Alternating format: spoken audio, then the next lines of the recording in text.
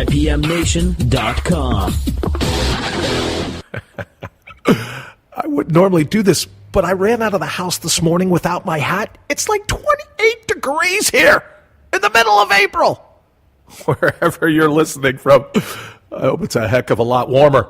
Welcome to IPMNation.com, the home of all natural being. All natural being.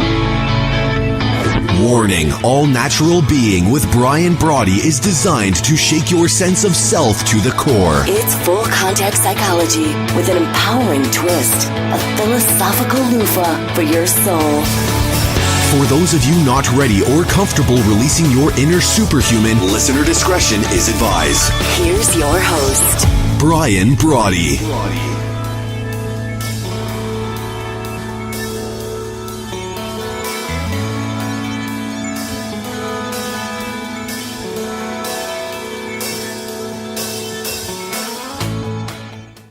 Hello, it's Brian, and welcome to day 2 of the solo version of what I guess I could call Life According to Brian. But I wanted to remind you, regardless of the title of the show, which is actually All Natural Being, that I am passionately dedicated, wholeheartedly committed to one thing. And I really do start my day and end my night thinking about you and the people, like the satellites you have, right, spinning around you. Now, I'm not interested in the watered-down, inauthentic, the herd-approved version of you. And neither should you be. Enough already. Who wants that for themselves? We're talking about the real you, the true you, right? The all-natural you at your core, the intrinsic, organic perfection that is you. And it's just waiting to be unleashed. So enough head games. No more brainwashing. No more blind spots. No more amnesia. No more taking a back seat to anybody. You deserve to live your life at the pinnacle. You were born fully capable of leading a truly spectacular life.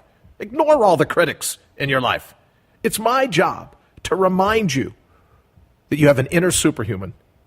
That's my gig. It's a line of work I've chosen to turbocharge your brain, to prime your mind for the moment at hand, and get a hold of your head before the day does. And why do I think that's so important? Because the key, the one and only key, avoid all the other sales pitches, right?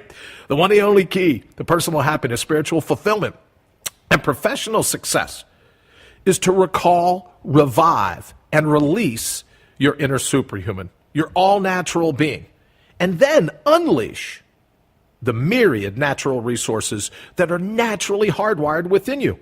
So let me ask you, why continue another moment in the farce? You are a force of nature. Make no mistake, it's fundamental to who you are. So no more masquerading, no more hiding, no more living your life with all the free will of a piece of tumbleweed blowing around. If you choose to hang out for this show, your days of surrender are over. Remember in the opening, we had that little bit of a warning? Self-imposed barriers, gone. Personal limitations fabricated out of fear or a phobia du jour, thing of the past. Hobbled soul, no more. It's time for you to release your inner superhuman. So let's hit it. All right, I've spent a lot of time over the last couple of weeks preparing for the show, which is coming to you live from the Metropolitan Co-working Facility, home of 14 Blends, beautiful downtown Aurora. Really, it was 28 degrees when I drove in this morning. Yikes, I got to get away. But in any event, I put a lot of effort into preparing for this. I know it probably doesn't sound like it, but I have. I've tried to learn a new skill set. I've tried to do show content. I've tried to do all these things. So because of that, I've had to listen to a lot of radio. Right? Because you want to kind of model what the experts in any particular field are doing, see what you can learn, see what you can toss. So leading up to this, I've listened to a ton of radio. And I'm surprised of the number of people, everyone's running around looking for a soulmate, right? Looking for someone to believe in. So this morning's early morning meme, I just remember these are all Bake Fresh daily. They're made by hand. I get up every morning, and whatever hits me in that particular moment, I throw up the early morning meme. Some days better, Some days not so good. But I throw up the one thing that pops into my mind. And today, soulmates. 2 rainbows. 1 pot of gold. So that's what we're going to focus on today, right? In the tease, we talked about how it's a lost art. And there's a particular reason why. So if it's cool with you, let's go ahead and jump right ahead to it. I got a bunch of people I want to thank, but I'm going to wait and do that after we get through this, because this is really important. All right, so I've got a couple quotes I want to run past you, and then we're going to get to an article from Psychology Today, and we're going to do some other things to kind of support the particular train of thought that I'm having on this. All right, the writer C.S. Lewis says, be weird, be random, be who you are, because you never know who would love the person you're hiding, right? Or if you remember Hamlet, Shakespeare, when Polonius says to Laertes, this above all to thy own self be true, and it must follow, as the night follows the day. Thou canst not be false to any man or woman. And then Richard Bach, if you remember, I read him when I was really young, Jonathan Livingston Seagull or Illusions, that author. He says your only obligation in any lifetime is to be true to yourself, right? So now you're thinking, okay, Byron, we're going to talk about soulmates this morning. Why all this about being true to yourself, right? We're talking 2 rainbows, 1 pot of gold. Well, here's my question. If we don't know who we ultimately are, right? How do we know who's going to ultimately fit in to our lives? So when a search for a soulmate, I would offer that it takes one to know one. That if you're not already in tune with your inner superhuman, how do you know when you connect with someone else if they're connecting with the real you? Are you the real you? And I think a lot of times when you listen to these callers on these radio stations or you hear the music that's played, I'll be there for you. And I think all the time that you could take a lot of these love songs, right? You hear all the time. Pick any love song. Pick whatever your favorite is. And if you sang it to yourself, it would make perfect sense. I'll stand by you. I'll be there for you. There's no one else for you but me, right? So what if the 2 rainbows, just hear me out on this. Remember, 20-minute victories. This is part of the disclaimer that I should do at the top of every show. Ignore me. Pay attention for a little bit maybe, but after that, let your heart vote. Let your head vote. Maybe those are the 2 rainbows. If your heart and your head are dovetailing, if you're congruent with your all-natural being, with your inner superhuman status, there's the pot of gold. But now, you're a pot of gold running around trying to connect with another pot of gold. And you hear these people call into these shows, go, well, this happened in the relationship or that happened in a relationship. Can you believe that he did this to me or she did this to me? And I think to myself, when you hear some of this, you go, isn't it at all possible that you entered into a relationship without your inner superhuman fully driving the bus, right? Not in charge of what's going on. Because I still hold hope, right? I still believe in soulmates. I still believe, if you want to do the math of it, we're all 12s, right? We're half of a 12. We're a 6 looking for our other 6, right? But how do you know that other 6, that other part that we're all busy searching for, that other rainbow, if you're not authentic, how do you know if their authenticity fits with you? So I would say that it goes back, even the quotes we read earlier, that it takes one to know one. So you want to establish your sense of connection with yourself before you set out to find someone else. And I'm just wondering, if any of those relationships that are kind of founded on the fabrication, founded on the facade, right? Founded on the entourage, founded in the crawl spaces of our minds, may not last all that long, or may not turn out to be all that well, not because anyone's particularly at fault, but you had 2 personas coming together and not 2 superhumans. not two all-natural beings. So I wanted to remind you, 331-684-SOUL, or S-O-U-L, 331-684-7685 if you want to jump in. I've already got a bunch of really cool questions. So coming in on Facebook, you can hit me up on Twitter. You can hit me up on Facebook. Chances are pretty good. If you're listening to this, we're either a friend or an extended family, or we're connected in some way on Facebook and Twitter. So go ahead and hit me up with that. But here was a question that I thought was pretty cool. Can soulmates have completely different tastes in most things, but still be soulmates? I don't see why not, right? We're not talking about being so individual that we don't get along with another human being. But think about it. Some people say tomato, some people say tomato. But why couldn't? As long as you're congruent, as long as the first relationship you work to nurture is the one with yourself, why couldn't two people with different interests get along? Right? They have that commonality, the all-natural being, the inner superhuman status. Come together, when they hang out, they're hanging out as two superhumans. Then from time to time, right, you want a little room. You want a little room to breathe, a little room to grow. So I would say yes. It says, oh, okay, you don't have to use my name, so I won't say the person by name. But I would absolutely say yes.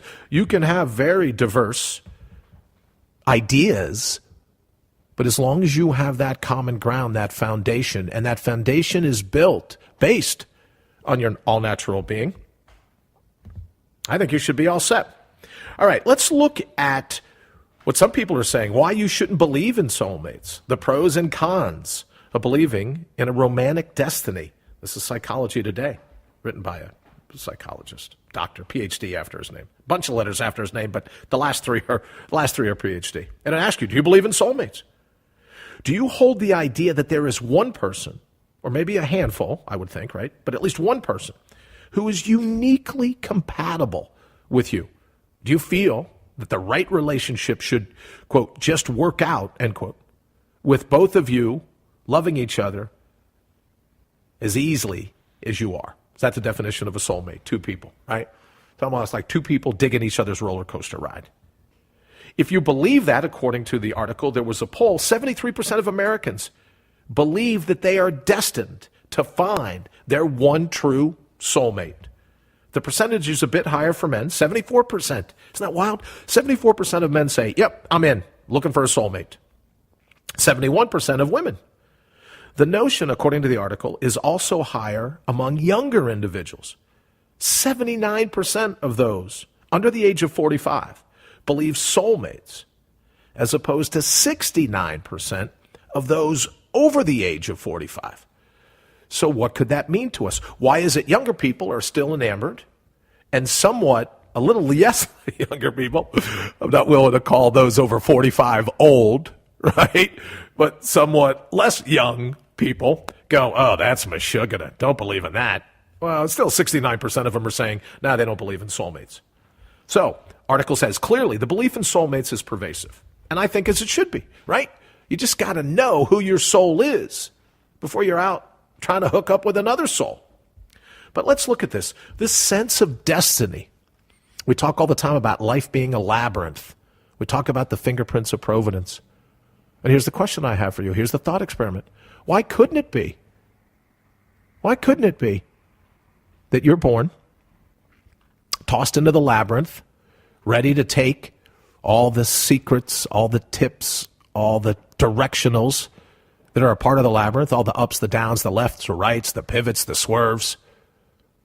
Why couldn't it be that someone else was born with that same thing?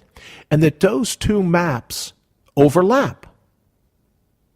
Could be. We don't know. I most certainly don't know. But in your gut, with your instinct, your intuition, whatever you like to call it, in your heart, couldn't that be the case? All right, we're going to go ahead and run to a quick break. But when we get back, I want to continue on with this article because it's got some other cool stuff I think that we should kick around. All right, we'll be right back after this.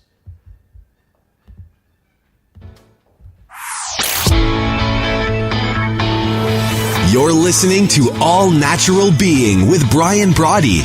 How much longer will you let them hijack your head and your heart?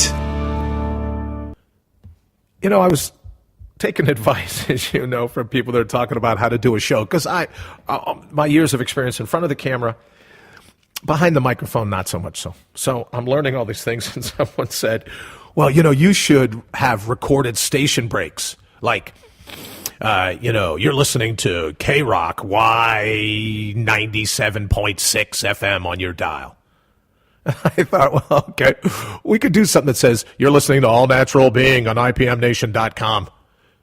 But if you need to be reminded that you clicked on over here just a little bit ago, I would just scroll up to your scroll bar, right? Or your search engine bar. It'll tell you. So I could do this, though. I could say thank you very much for listening to All Natural Being on IPMNation.com. All right, let's go ahead and get back to the article. All right, so there's all kinds of research talking about this romantic destiny. People who believe in soulmates are looking for a positive emotional reactions and initial compatibility with a partner. That sounds good to me. All I would suggest is we should look for a positive emotional reaction and initial compatibility with our reflection in the mirror, right? If you're going to be here, bring your A game. We talked yesterday about the deal that you made to be dropped off on this planet in the first place. The deal was no apathy, right? Got to bring your A game. You got to be the real you. And all I'm suggesting is we talk about how you cultivate romantic growth in a relationship, right? Because it's not all easy.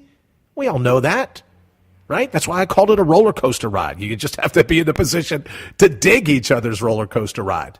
But if you get on that ride in your all-natural being, peaks and valleys are not going to matter all that much. All right, so subsequent research supports that there's a difference in the minds of people, right? We talked about those percentages earlier. Soulmates and love of life experiences. And it says, given the research, and this is, again, Psychology Today article on soulmates, given the research, if an individual wants intensely passionate, short-term flings, let's say, then belief in soulmates will serve them very well. Finding those initial commonalities and connections will feel like magic, right? What was that movie? Oh, Ice Age, I think, where the sloth says, and I built fire, right? So you'll find that initial magic, all right? In all relationships, though, disagreement, conflict, incompatibility is going to arise. It has to.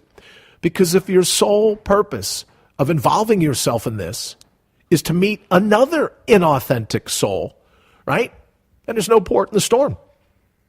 There's nowhere to head when times get tough. Because like, hey, I'll go find another inauthentic being to hang out with.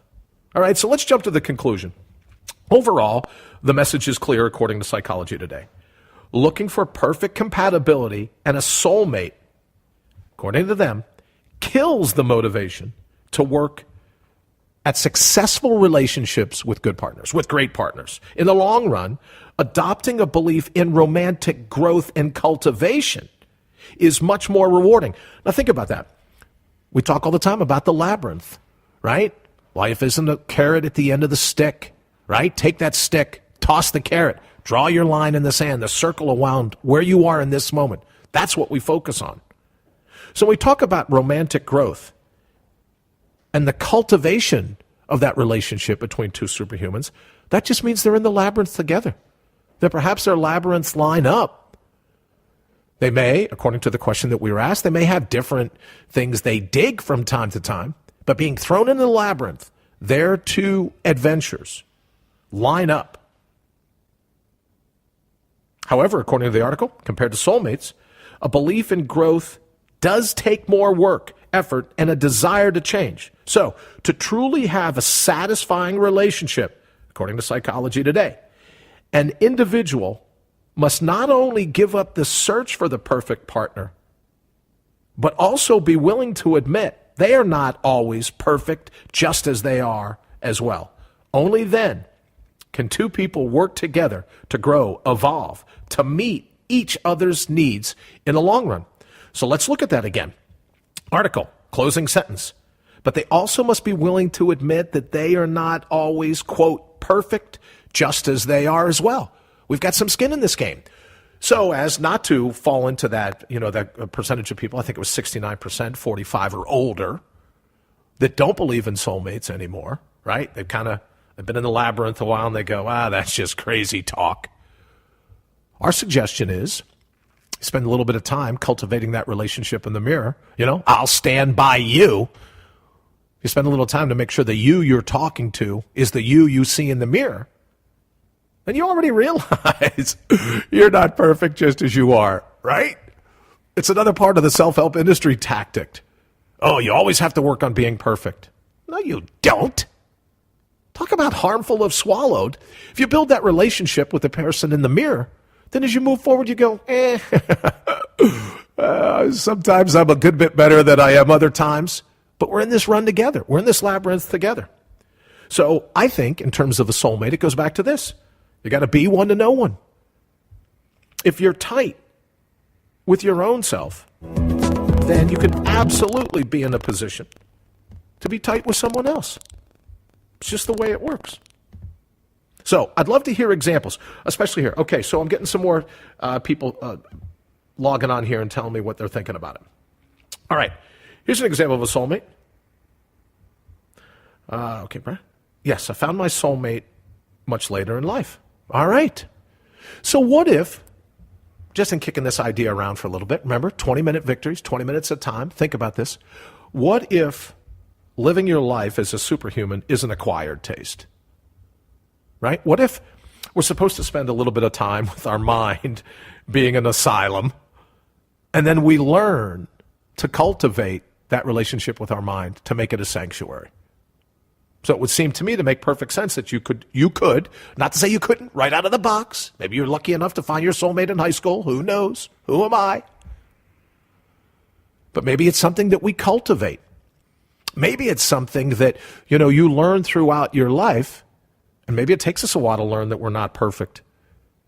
So it would make perfect sense to me. Yes, I would say you can find your soulmate much later in life. But I would offer, it's not about who they are. It's about who you've become as you've grown, right? Shed the cocoon, shed the entourage, shed all the baggage. I think people that find it later in life are comfortable with who they are, the good and the bad, the ups and the downs, the plus and the minuses. Don't fall for this, that you have to be perfect. None of us are. What's wrong with that? Oh, I also wanted to thank the person that just said, hey, you have the perfect voice for radio. I just responded back, yeah, I've got the perfect face for it as well, right? We all have imperfection. So just be happy.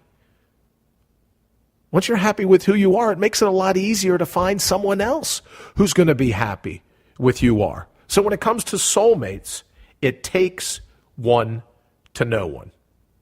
So how are we going to do that, right? Another great article I came across, The Hidden Power of Trusting Your Gut Instincts. Trusting your gut is trusting the collection of all of your subconscious experiences. Okay? According to this particular article, at fastcompany.com. Think about it for a moment. If it is the culmination in that moment of understanding everything that goes on in your subconscious experience, trusting your gut is trusting the collection of all those experiences, says this particular licensed therapist and professor of human behavior at Hunter College.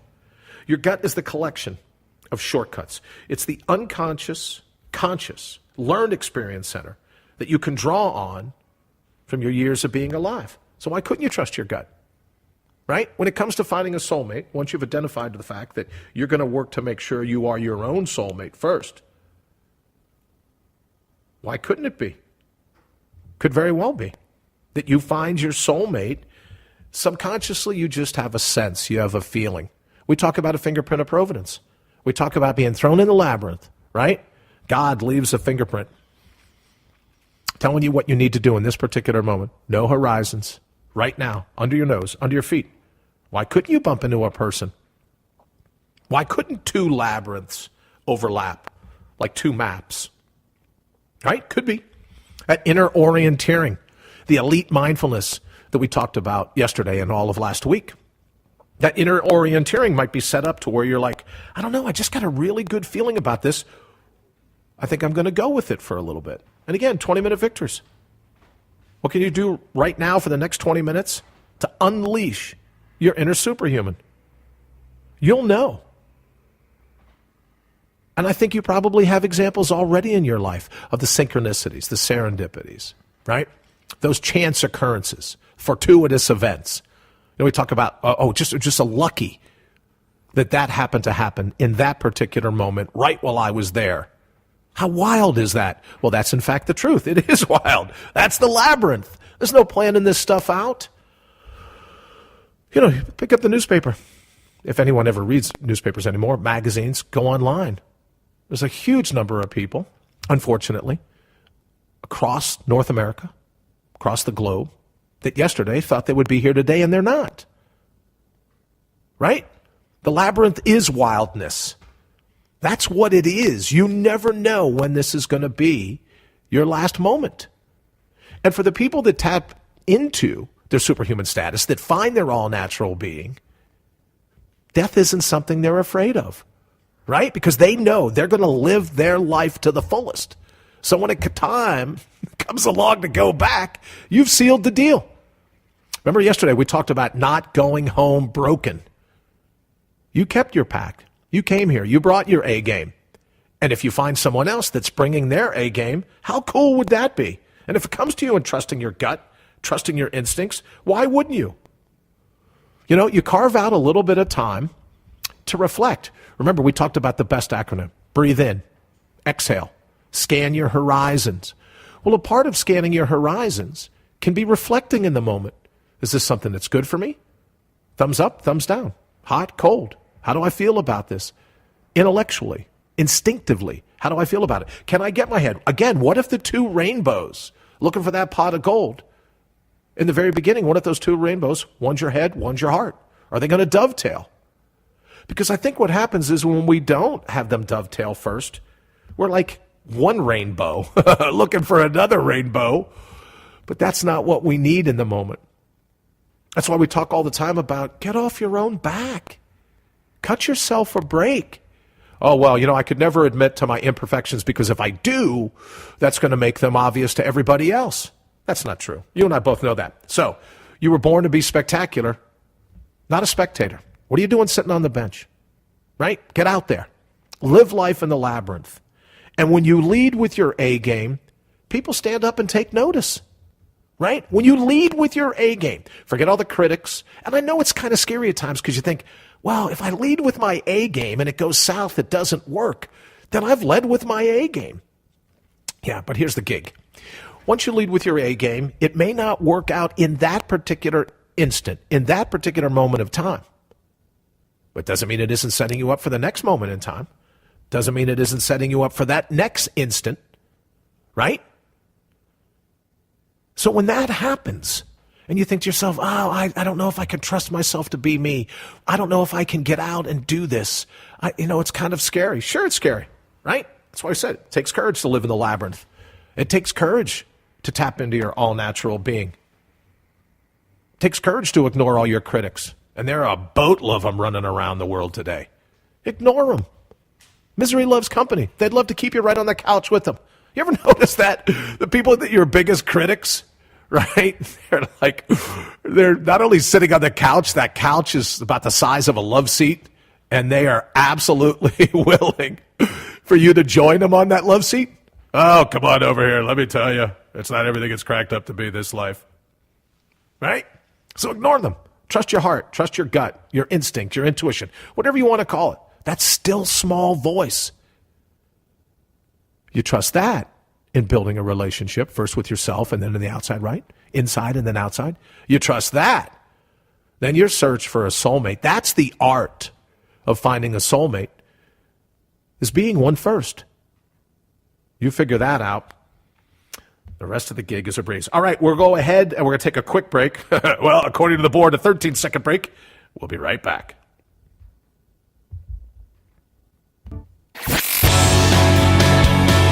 You're listening to All Natural Being with Brian Brawdy. Because friends don't let friends fall for self-help industry tactics. All right, there we are. We don't let friends fall for the mashugana. harmful if swallowed. So think about it. This search for soulmates. I saw something the other day where someone said, give me your email and I'll teach you the top 10 or 20, maybe it was 100, it didn't matter, but I'll teach you the top 10, 20 or 50 things to be charismatic, right? Like in order to be charismatic, you have to have a checklist, right? I'm not saying go into an interaction with food between your teeth, right? I guess if you have hair, you'd want to comb it, right? Before you, go into a meeting or hang out somewhere, right? But there's a checklist you need to be charismatic. I think that, as we talked about the very first day, I don't want to throw mototainment experts personally under the bus, right? I'm sure at some level, I talk about an acquired taste. They're absolutely digging the flavor of their snake oil, right? I guess they just do. So I don't want to throw anyone individually under the bus, but they talk about, how to own the room. How to own the room. I'd like to be able to work on how to own the room between my two ears, right? I'd like to learn how to own the room from the bridge of my nose to the base of my skull. Because if you own that room and being charismatic, right, and going out into the crowd, that's a layup, right? People say, I'm drawn to her passion. I'm really drawn to his, he's very charismatic. And what is that? Oh, well, they're very confident in themselves. All right, now we're getting a little closer. But if you're going to have to take a class to teach you the top 10, the top 20, the top 100 ways to be charismatic, there's only one way, right? You got to be your own soulmate first. When you're grounded, there's nothing more charismatic than a superhuman, regardless of how you look in the tights and the cape, right? No more shaming, right? There's nothing charismatic about someone that has a checklist that they have to go over in their mind about how to be charismatic. Think about it. When you're bringing your A game, when you're on fire, I wish I could remember the name of that actor. His first name is John, I think. I don't remember what his last name was, but he plays the sloth we mentioned earlier on Ice Age. He plays the sloth perfectly, right? When you're on fire, you're already bringing your A game. That's all the charisma you need. There's no checklist. Like I picture people like taking a deep breath, getting ready before they walk into a room and go, okay, my shoes look clean. The pleats of my pants are in my dresser, right? My hair looks good. My earrings are in. If you have ink, my ink looks good. My shirt's loose enough or tight enough, whatever. You go through this whole checklist, right? But that's binge thinking. How about you take a deep breath and go, yeah, I'm a badass. I know that on the inside. You go in then, and there's a group of people running around with their checklists of what it takes to be charismatic. You're going to stand out in that crowd because you already know what you're doing. Oh, great. Thank you very much. All right, so someone's going to help me with this. I just was slid a note by Matt from Metropolitan Co-working, home of 14 Blends. John Leguizamo. John Leguizamo was. Thank you, Matt, very much. Here, I thought he was handing me a check. It was the back of a back of an old deposit slip. Thank you, Matt. So you walk in a room on fire. That's charisma. What checklist? All right. So yet again, another self-help industry tactic. We talk about philosophical pharmaceuticals, all the things. Human beings being thrown under the bus left and right. You don't believe me? Log on. You don't believe me? Listen to some of your family and friends, right? The walking, talking Venus flytraps that are ready to pull you right in and go, oh, this all natural big stuff. That's just crazy talk. Oh, you don't want to listen to that. You don't want to be a superhuman. What do you want to leap tall buildings in a single bound? Right? These human pits of quicksand are ready to drag you down anytime they can. Misery loves company. So they go, okay, let's create a syndrome. right? Let's create a syndrome. So then we can sell people all kinds of things to help cure that syndrome. Wink, wink, nod, nod. What if there's nothing wrong with you? What if you're already perfect? That's why I say all the time, I'm on your side, even when you're not, because I know who you are. You're superhuman. There's an all-natural being buried, right? Like under an avalanche. What is that thing? Like pack rats? Or hoarders, right? There's a show on TV now about people that hoard. And usually there's a camera pointing at them and there's magazines or newspapers stacked up, all kinds of tchotchke stuff or gear, any of those kind of things. Ashley calls me a hoarder all the time for outdoor adventure gear. I'll tell you the story one time where I went to pack for myself and I took like 5 pairs of Gore-Tex pants and forgot socks for the week or something like that. But in any event, right? So you see these people that are hoarders and they're just piled up in mounds of stuff. If you're a George Carlin fan, you'll remember that term. Oh, my stuff. But we're mental hoarders as well. We fall for these philosophical pharmaceuticals. We hoard all kinds of opinions, of ideas, of outside conjecture, right? All the binge thinking that we've talked about before. That's the hoarding we have to work on. So we listen to all these people. Oh, yeah, I've got that syndrome. Yeah. Now, obviously, I'm not talking about people that may really have a syndrome, right?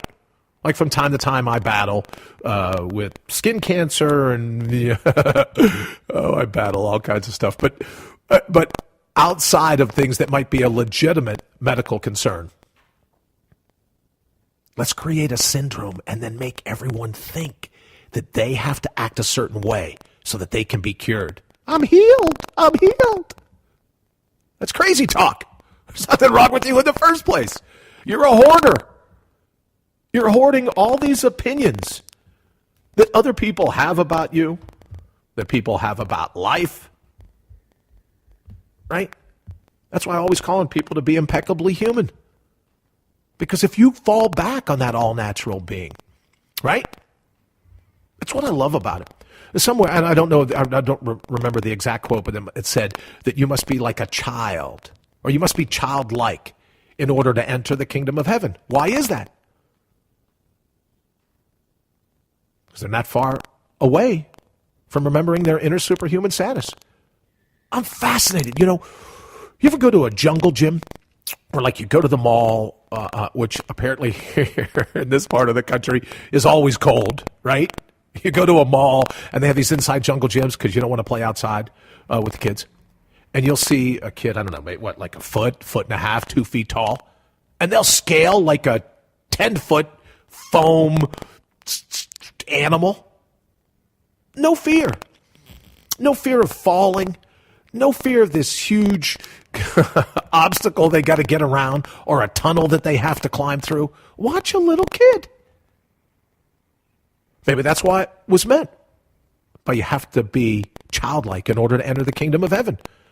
Because they're fearless. Their all-natural being is front and center. Their superhuman status is already there. Who was it? Bucky Fuller, the inventor of the geodesic dome. The inventor of a ton of things, but everyone knows him for the geodesic dome. Everyone is a born genius. Society de-geniuses them. Right? So whether you feel that you've been de-geniused or you feel like you're a hoarder, busy taking on the opinions of everyone around you, and then your mind, because remember, your mind wants to fit in. Your mind goes, oh yeah, well, 3 people say you're X or Y or Z, so, the crowd must be true. Right? That's living by the committee vote. We don't have to live that way. We don't have to do that. We could say, yeah, no, right? Just like we're in the middle of all these great political elections right now. Everyone's so worked up. Everyone's so offendable, right? It's like in political campaigns, the average thickness of human skin just seems to thin itself as the primary, the primary, the way it goes, the what's the word I'm looking for, but the primary train moves along, people's skin gets thinner and thinner. all these other people's opinions. That's what I love. You see politicians, well, I haven't decided who I'm going to endorse yet. Like, your opinion matters. Apparently it does, right? Everyone's waiting. Well, I'm the whatever title I give, and I'm holding my endorsement. Oh, please. Here's my personal text number. Let me know as soon as you figure out how you're going to tell me how I should figure it out. Oh, can't wait. Please, send me a telegram. FedEx me something overnight as soon as you know what's going on. Who cares? Right? So whether you feel you've been degeniused, or whether you feel you're a philosophical hoarder, right? Your mind's full of narrative. We talked yesterday. You're not that narrative. You're not that dialogue. You're not that binge thinking. Your superhuman sits back and watches all this, right? I think I mentioned yesterday, because as long as we're still in the self-help industry tactic, right? SHI, and you can figure the acronym out for yourself. Self-help industry tactics. There's one of my favorites, soul training. Now, I know what you're thinking. You're thinking about the old show, and again, I'm going to out myself for my age, right? I've just celebrated my 49th birthday a bunch of times, I guess. But remember Soul Train? Yeah, no, that's not that. It's not that. This is soul training. Like, it's your soul that's lethargic, that's stiff, right? Like a muscle you haven't stretched in a while. That's your soul. And I often wonder, does your soul sit inside and go, are you kidding me? Right? You're going to project that onto me? You're a lazy slug. Now you're going to say, oh, let's get the soul training done. Let's go ahead and move to a higher level of consciousness. Your soul's like, I'm at the level I need. You're the crazed monkey running around. Just fascinated by it. So the next time, just getting ready to wrap this up, the next time someone says, hey, here's my top 100 things that you can do to spiritually reconnect, I would run from that. And I would go right to the mirror, and I'd look yourself, and it doesn't matter. It could be like the rearview mirror in your car, right? Maybe if you're at a restaurant, you're out running around, grab a mirror somewhere. Mirror when you start the morning off or when you end your day. Look yourself in the eye and go, how would I act right now if I was going to channel my all-natural being? How would I act? How would I feel? What would I say? What would I do? Right. I mean, of course, it's nighttime, so I'm going to brush my teeth. But right after you brush your teeth, what would you do? Everyone is so serious in life.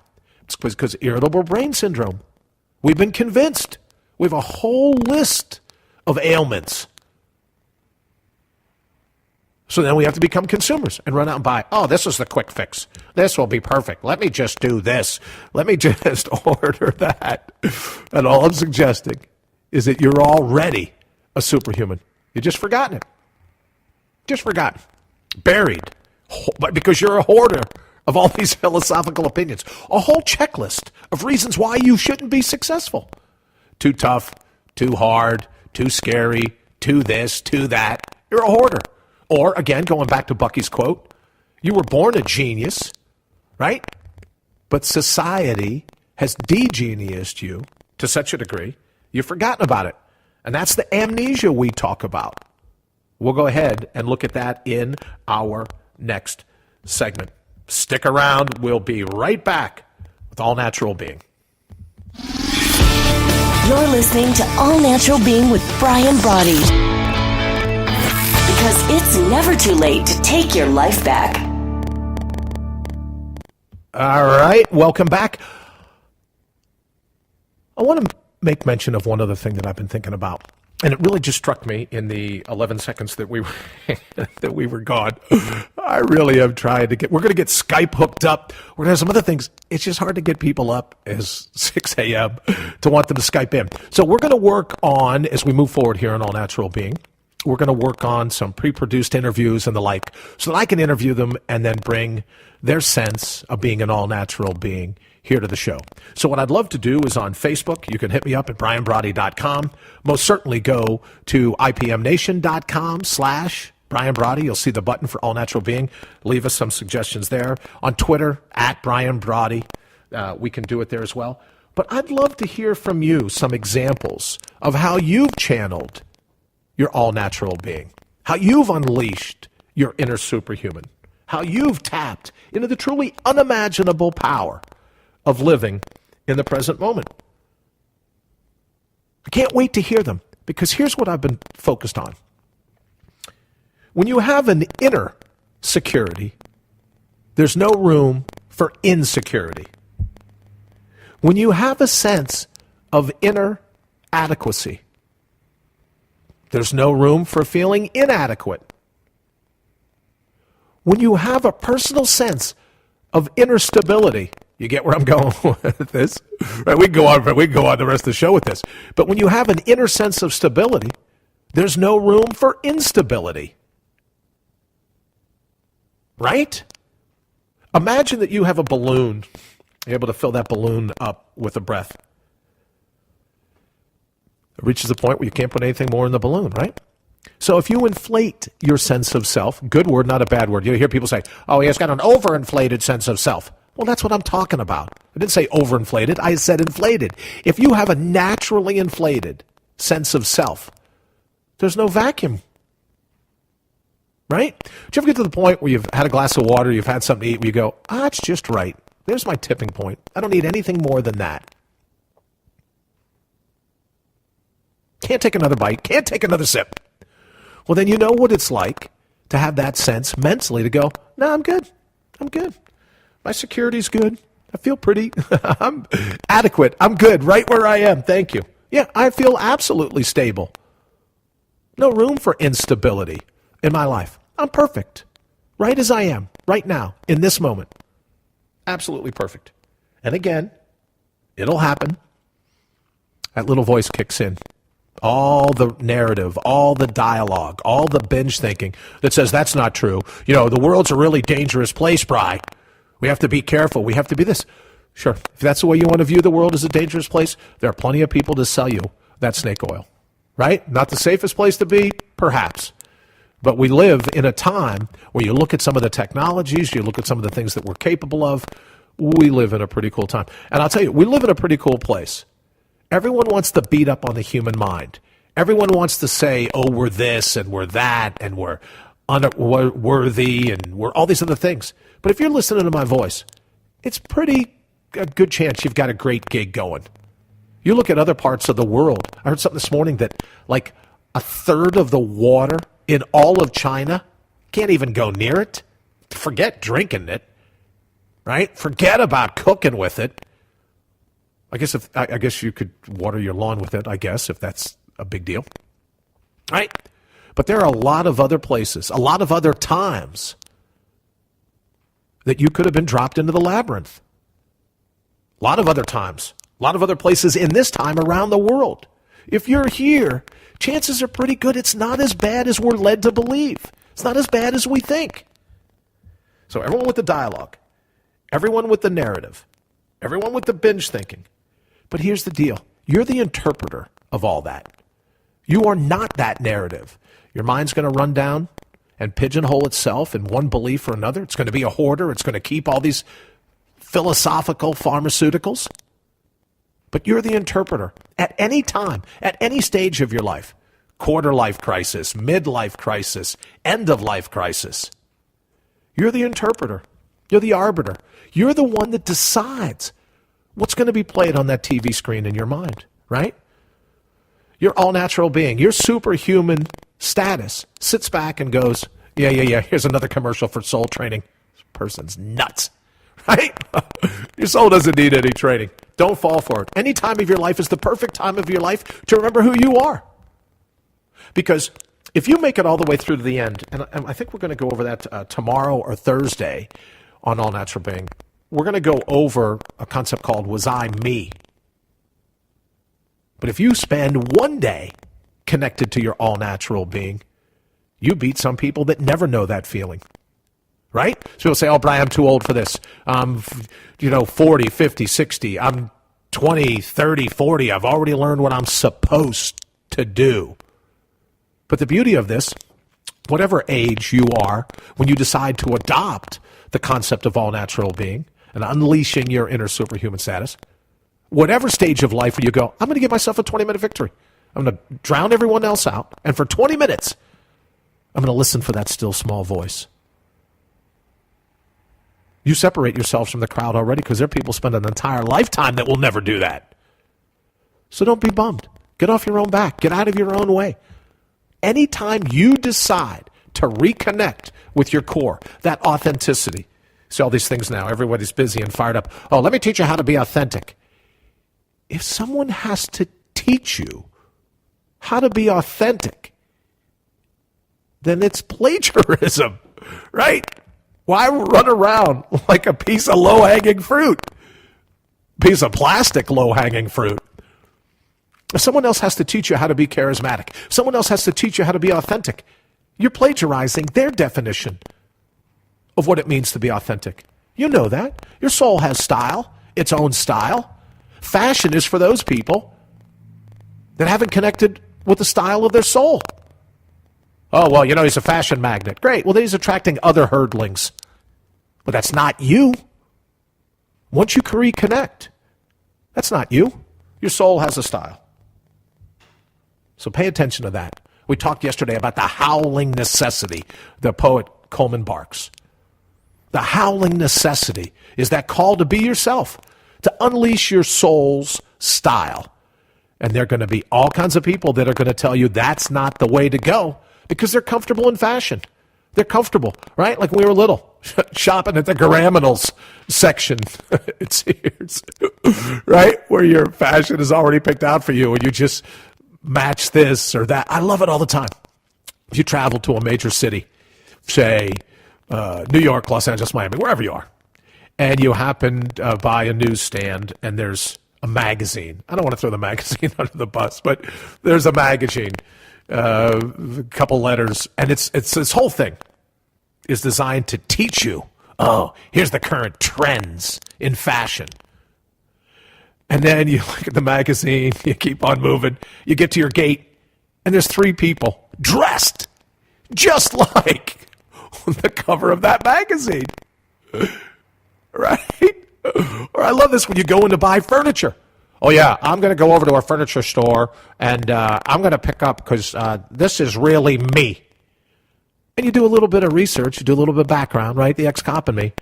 How many of that particular unique buffet, hutch, dry sink combo have you sold? Oh, that's our best-selling one. We've sold 10,000 of them. Where's your authenticity then? Right? Don't buy into it. Don't buy into it. To be authentic, you decide what mixes and matches. You decide how your life's going to unfold. You decide how you're going to address whatever the labyrinth throws at you. 2 rainbows, 1 pot of gold. First 2 rainbows, your head and your heart. Make sure they dovetail. In a game of love, easy gig. Because you'll be attracted to people that have done the same thing. Those same people will be attracted to you. So if you're alone, and we could do a whole show just on the difference between being alone and feeling lonely. But for now, just give me this. If you're alone, if you're lonely, what are the chances that you're not being the real you? Could you be lonely because you're busy being a persona? You're busy wearing a mask. You're busy being an inauthentic you. We go back. I want to repeat it again. Let me see if I can pull that up because it really was, where'd you go? It really was a great quote by C.S. Lewis. Be weird. Be random. Be who you are. Because you never know who would love the person.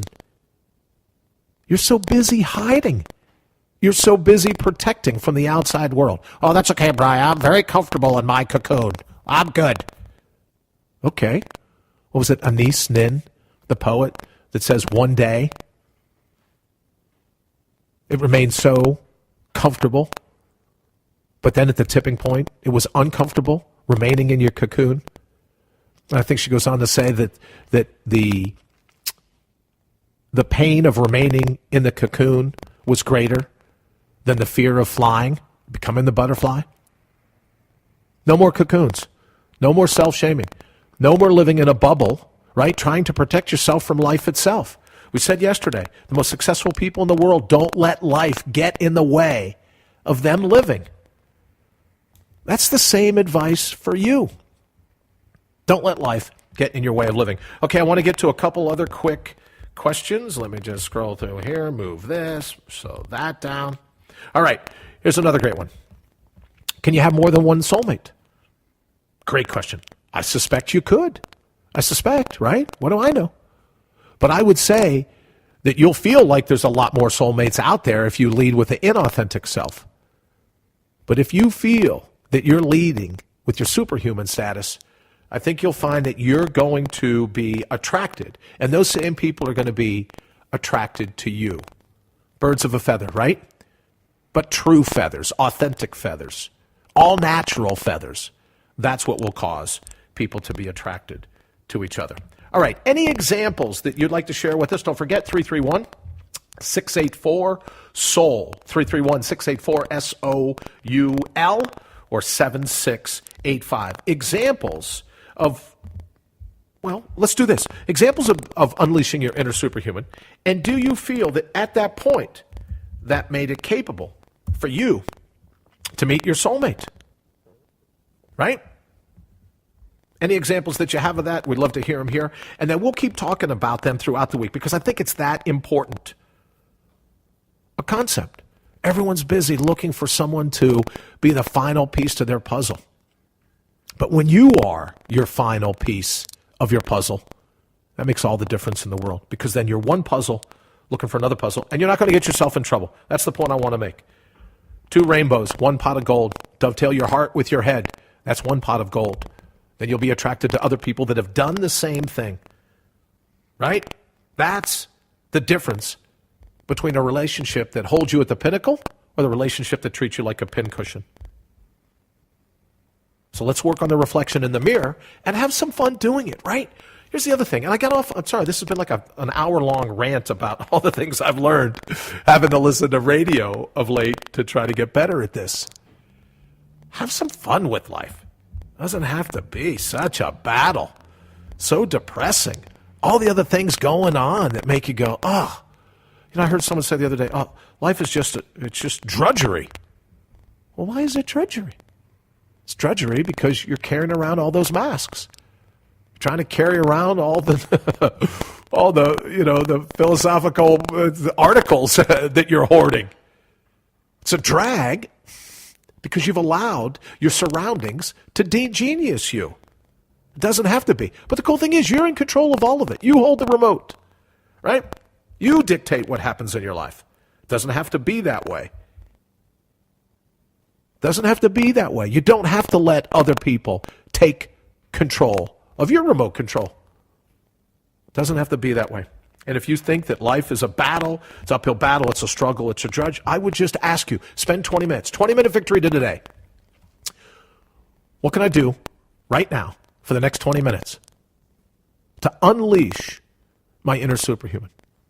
To tap into my all-natural being and live for just 20 minutes, 1/72nd of my day. What can I do? How will I act? What will I say? Where will I go? What fears will I confront? Because that's the cool thing about confronting a fear, as you know. The moment you confront it, not that big a deal, really, right? Most of them, some of them. You confront a fear, you go, that wasn't as bad as I thought. And the cool thing about that is it trains your mind to look at other fears the same way. 20-minute victory. Tap into your all-natural being, your inner superhuman. How would you act? Who would you be?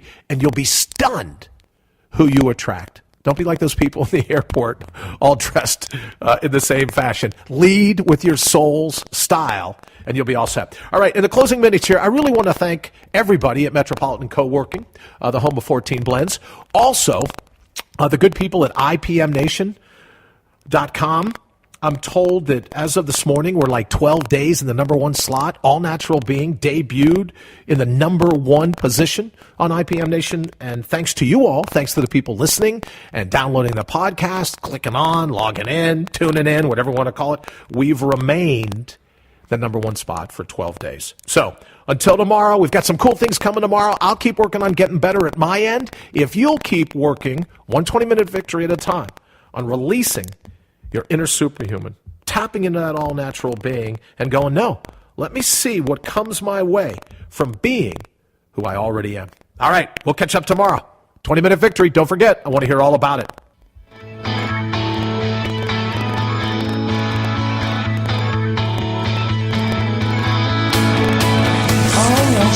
You've been listening to All Natural Being with Brian Brawdy. Join us live every Monday through Friday, 7 to 8 a.m. Eastern. Also, check us out around the clock at allnaturalbeing.com. Until then, always remember to bring your own bold.